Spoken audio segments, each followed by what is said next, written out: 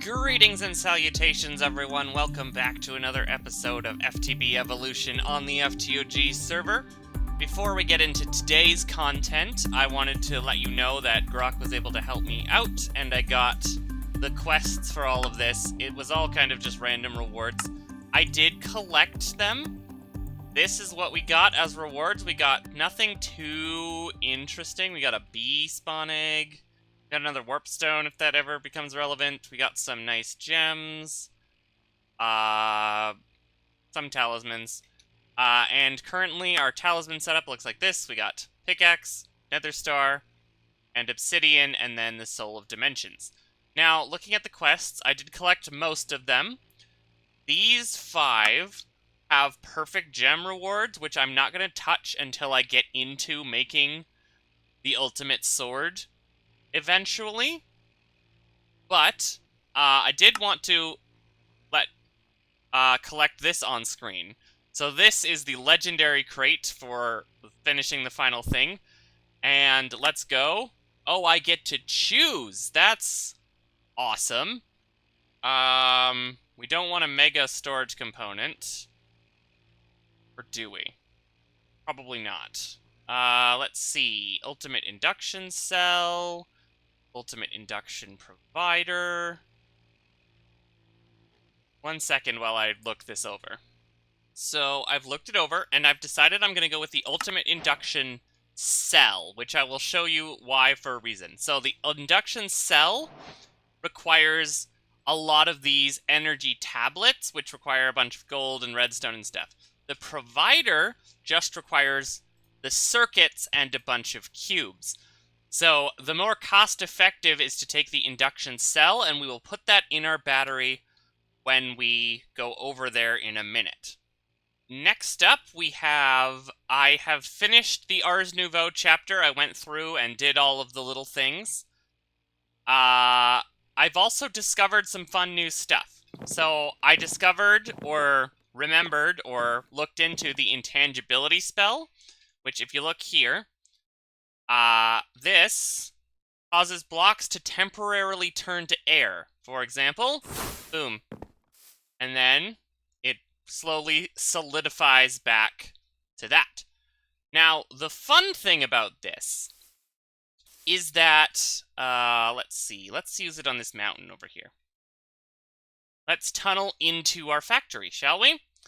So, you can do it multiple times. So if I do this, a bunch, presumably we will eventually tunnel into this, and then that'll boom, like we never left. And then this is interesting. I did not expect this to be here. Believe me, that was not planned. I'd like to say it was, because it's really funny, but that was completely unplanned. But anyway, if we fast-wall through there, some spiders are about to get absolutely suffocated because it followed me in. Also, unfortunately, the way that this works, there's an effect that removes all negative debuffs, which apparently it counts the Ars Nouveau shrinking as a negative debuff. So I've started carrying around this personal shrinking device, which I have shown you in previous episodes. It brings you to the same height, but it doesn't apply a potion effect to do it. So, yeah, that's what we have to do now. But now I have a couple more slots in my spellbook that I'm going to use for stuff. But with that out of the way, I think that's all of the Ars Nouveau and Magic Talisman updates. So let's head over to Fracture Industries. Someone's in a death loop. I've upgraded this a little bit. You see we have this quantum bridge here with a singularity in it, and this wireless transmitter connected to this...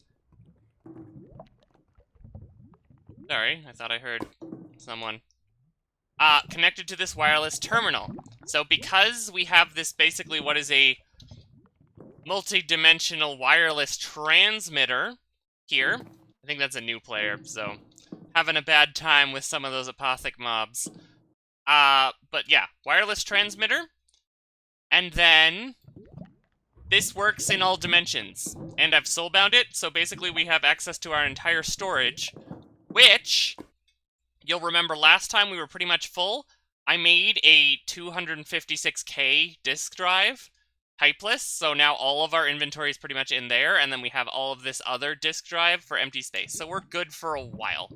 And those singularities were created by this matter condenser with a 64 storage component. It's generating pretty fast with 4 netherite block generators running on ultimate pipe upgrades.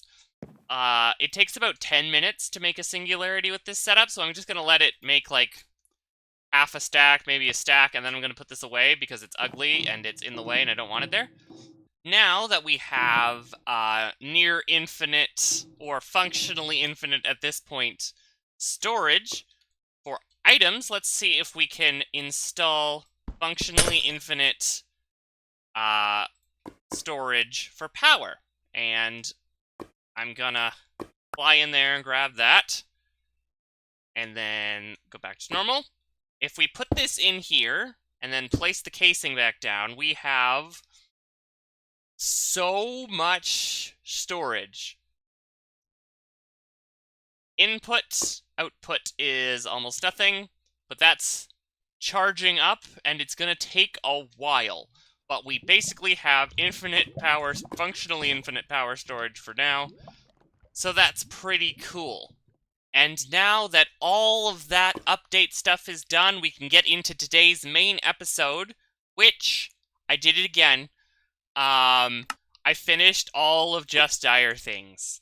The whole mod, the whole quest line. So basically what today's episode is going to be, for the rest of it, is going to be going through this mod piece by piece to show you all the cool new toys and stuff I have.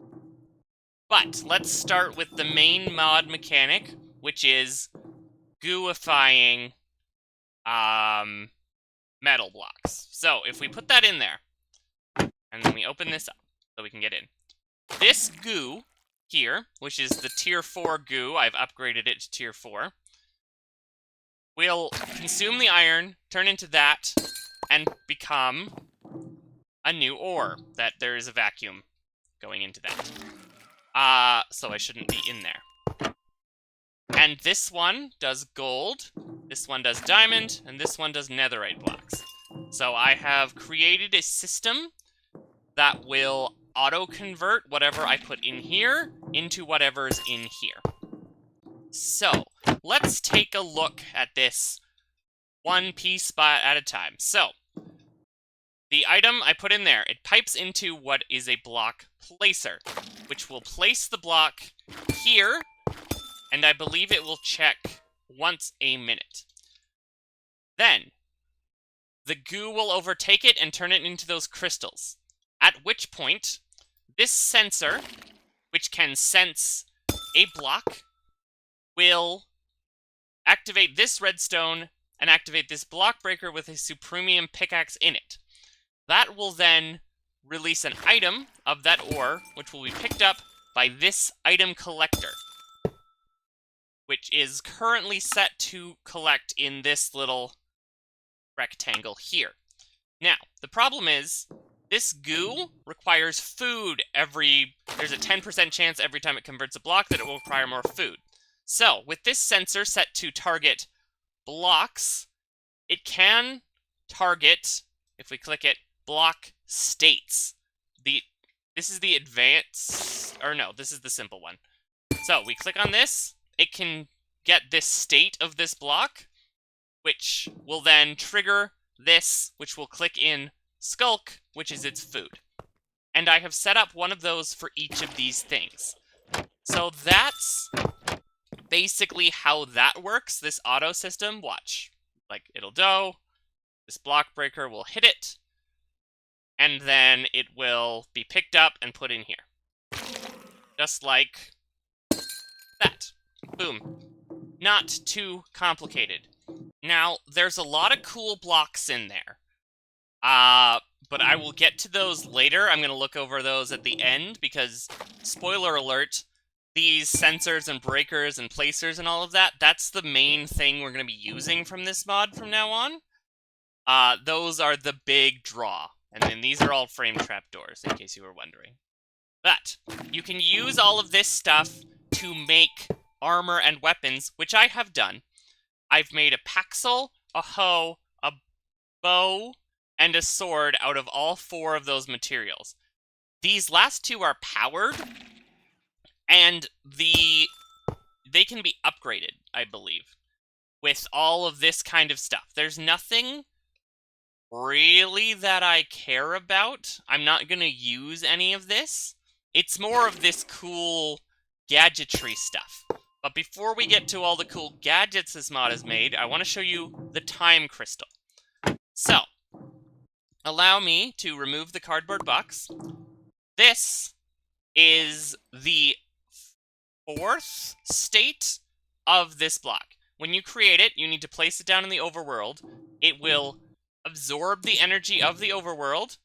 It will change color, at which point you need to put it in the nether, and then the same thing will happen. Then you put it in the end, and then you bring it back here. And it grows these time crystals, which are used for the gadgets. But, using a design, this is a block swapper, which will, if I render the area, when triggered, swap everything in this red cube with another one. So I'm actually going to put this on for a second. So there's this sensor, which is set to do the block state. So when it triggers into the being done and needs to get nether energy, it will swap. And with this swapper, brings it back.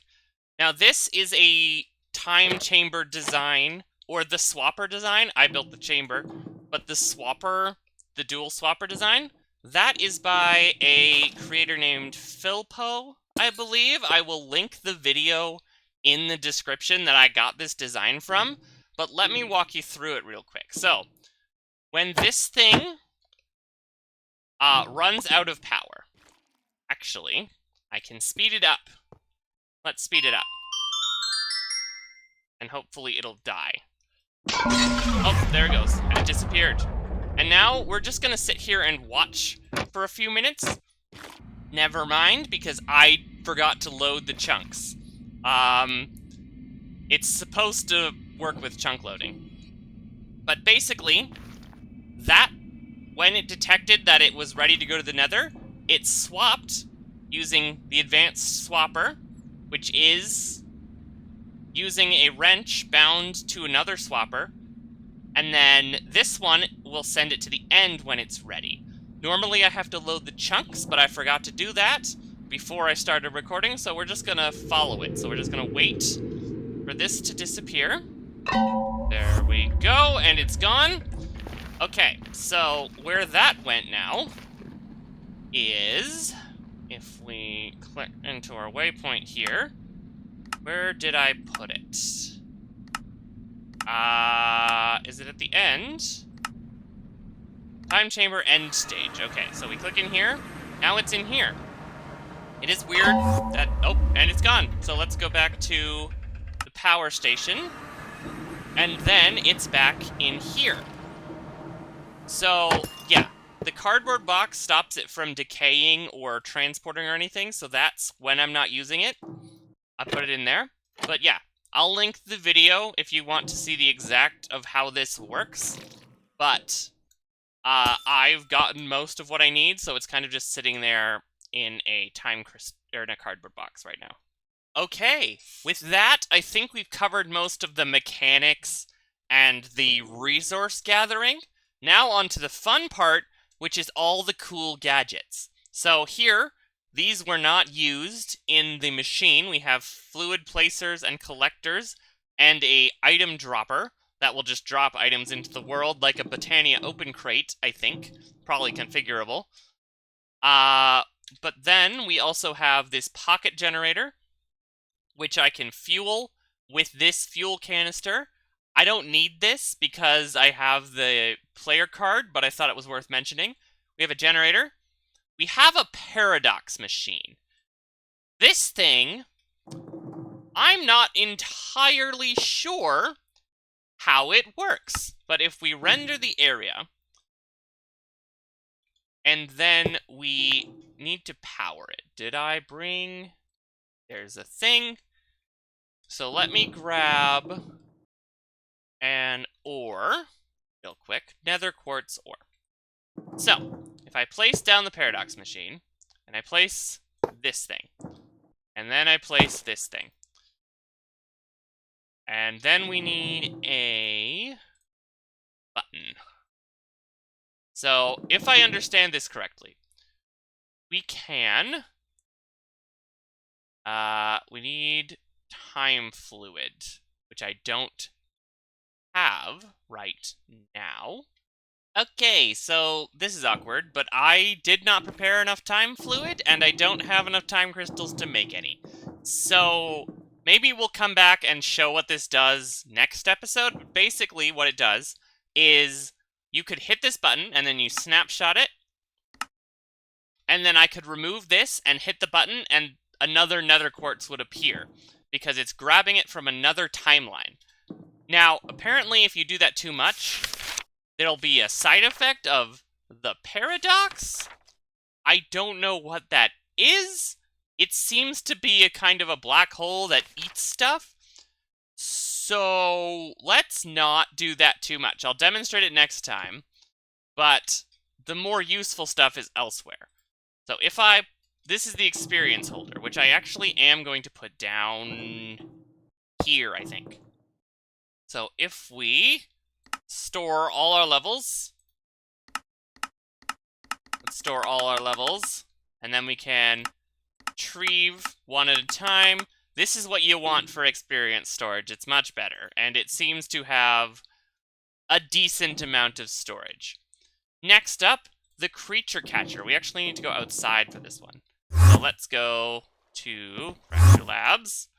Let's go find ourselves let's go with a squid. So, this is basically a Pokeball. You throw it, it eats the thing, and then it appears. And then you can place it back down, like this. You throw it, place it back down, and yeah, it's a Pokeball.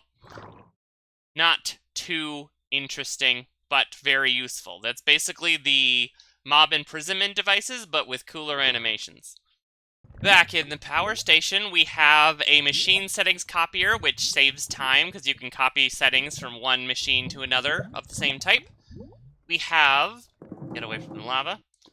We have Eclipse Ember Fuel Bucket, which can be placed into here, I believe. Nope, never mind. Ignore that. So that's liquid fuel. And then there's this, which I think is 8 times better than a coal. And you just kind of make this painstakingly by converting liquids. Because you can convert certain liquids with the... where is it? There it is. The Shadow Pulse Goo. You can convert liquids, and basically it's a pyramid scheme up until you get the super good coal. Not worth it, in my opinion. Okay, but the real cool stuff is here. So that's the wrench for the mod that lets you turn stuff, adjust stuff. Let's go one by one, shall we? We have the Blaze Wand, or the Blaze Jet Wand, the Void Shift Wand, and the Eclipse Gate Wand. So, the Blaze Jet Wand, Lava Repair, and Air Burst. Air Burst. I don't know what lava repair means, but this is kind of like a jumping thing. Don't really need it. We have the Void Shift Wand, which is the Void Shift, and it'll show us where we're going. We can teleport with it, using power. This is cool. And then we have the Eclipse Gate Wand, which is further. Oop. And Air Burst. Right-click for settings, Eclipse Gate. What is Eclipse Gate? I don't know what Eclipse Gate does necessarily. But this is a cool teleporting wand, basically. Neat. But there are better options. Next up is the Advanced Polymorphic Wand, which basically, I can click a mob, and it'll turn into another type of mob. And then if I click here, turn into a bat. But if I shift right click, I can intentionally polymorph something into something. That was random, but if we do this, we can teleport a salmon into an axolotl, or a salmon into an axolotl, but a different kind of axolotl. So yeah, this also works on hostile mobs. I don't believe it can turn peaceful mobs into hostile mobs and vice versa, but still cool. Next up, we have the Time Wand. And this, well, this is just this thing, but it costs resources. So, not amazing. Let's see here. Let's see if we can speed up some nether seeds. I think it's a lot cheaper, though, to speed up to 256 times, because you don't have to wait. But, yeah, this is just the time in a bag with maybe more efficient, but you can feed it with resources instead of AFK time. And finally, the two coolest things in this mod that I'm most excited about. So first up, we have the portal gun, which uses power to throw portal, blue portal, right-click for orange portal, and then we walk through, and yeah, it's a portal gun. We have a portal gun, and it just costs power, so infinite power, basically. What I haven't tested is the classic portal drop thing. Like, I don't know how this is working. Oh, okay. Interesting. Okay. And then shift right click to make them go away. So that's a portal gun. We're going to be using that a little bit. Maybe. And last but not least is this portal gun, which I can hit a thing and then select a slot. And if I click add favorite, it'll do that. And I can edit it to name it to test. Save and close. And then if I click the portal gun, it'll open a portal to that location on the wall. So those went away. If I click it here, it'll open to right there. Go through, portals close. This one has different uses and it costs a portal fluid resource, but I can think of some uses for this also. And that's that. As I said, the most important thing that we got from this episode was these items. Block swappers, block placers, block breakers, block fluid placers. The sensors are really cool because you can sense the amount of mobs in an area, the block state, the type of block. It's really cool. Sorry, they're solving a problem down there. But yeah, this is going to be a useful mod later. I'm not sure exactly what I'm going to use it for, but having easy access to block placers and swappers and stuff is going to be great. If I know that this was pretty quick overview of what I've done in the mod, if there's anything you want to see closer or want a more in-depth analysis of, let me know in the comments and I can go over it. I'll probably figure out this between now and the next episode, because I want to see it. I'm not really going to use it for a lot, but, you know, it'd be cool to show off. But I think that's going to do it, because this episode is already going long. Yeah.